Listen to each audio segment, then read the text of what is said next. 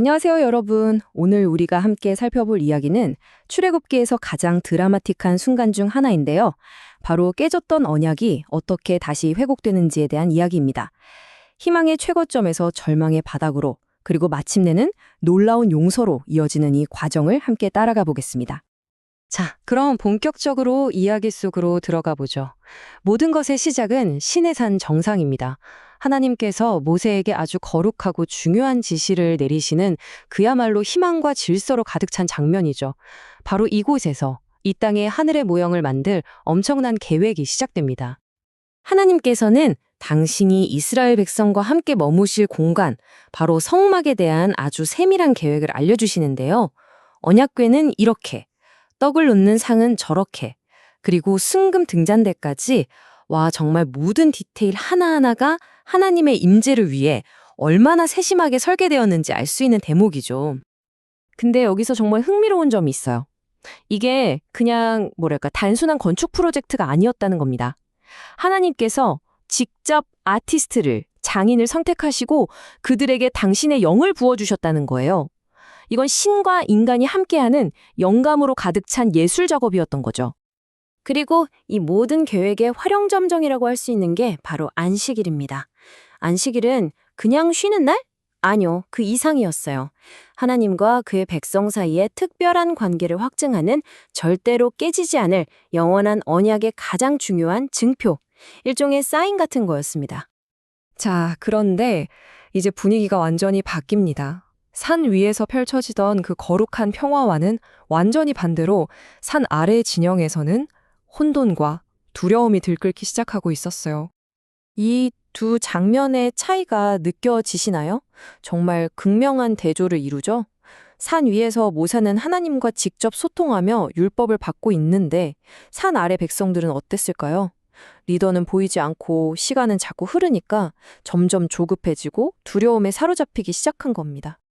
바로 이 말 한마디에 당시 백성들이 느꼈던 그 패닉 상태가 고스란히 담겨 있어요. 얼마 전에 자신들을 구원한 하나님을 이렇게나 빨리 잊어버리고 당장 눈에 보이는 다른 신을 찾게 된 거죠. 그 불안감이 정말 생생하게 느껴지지 않나요? 이 비극적인 사건이 어떻게 진행됐는지 한번 순서대로 짚어볼까요? 모세가 늦어지자 두려움이 썩 텄고 그 두려움은 곧 우리 눈에 보이는 신을 만들어 달라는 요구로 이어졌습니다. 결국 다들 자기 금부치를 모아서 송아지 우상을 만들고 심지어 그 앞에서 경배까지 하죠. 이 불확실함이라는 감정이 한 공동체를 얼마나 순식간에 무너뜨릴 수 있는지 보여주는 대목입니다. 자, 드디어 모세가 산에서 내려옵니다. 그런데 눈앞에 펼쳐진 그 끔찍한 광경을 보고 모세가 어떻게 반응했을까요? 이제부터는 모세의 즉각적이고 강력한 행동에 한번 집중해 보겠습니다. 이 행동 그냥 화가 나서 돌판을 던져버린 게 아니에요. 상징적인 의미가 정말 어마어마합니다.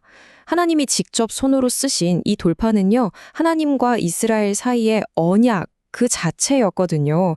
말하자면 계약서 원본인 셈이죠. 그걸 사람들 눈앞에서 깨트린 건 너희들의 죄 때문에 이 계약은 이제 끝났다라는 걸 온몸으로 보여준 행위였습니다. 와, 여기서 모세의 기도를 보면 정말 소름이 돋을 정도예요. 그는 하나님과 백성 사이에 그 갈라진 틈에 서서 차라리 자기 생명을 내놓을 테니 제발 백성을 용서해달라고 간청합니다. 공동체를 위해 자기 자신을 던지는 진정한 리더십이 무엇인지 다시 한번 생각하게 만들죠. 하지만 대가는 혹독했습니다. 레위지파 사람들이 하나님의 심판을 집행했는데요. 그날 우상 숭배에 깊이 가담했던 약 3천 명의 남자가 목숨을 잃었습니다. 죄의 결과가 얼마나 무서운지를 보여주는 정말 뼈아픈 숫자입니다.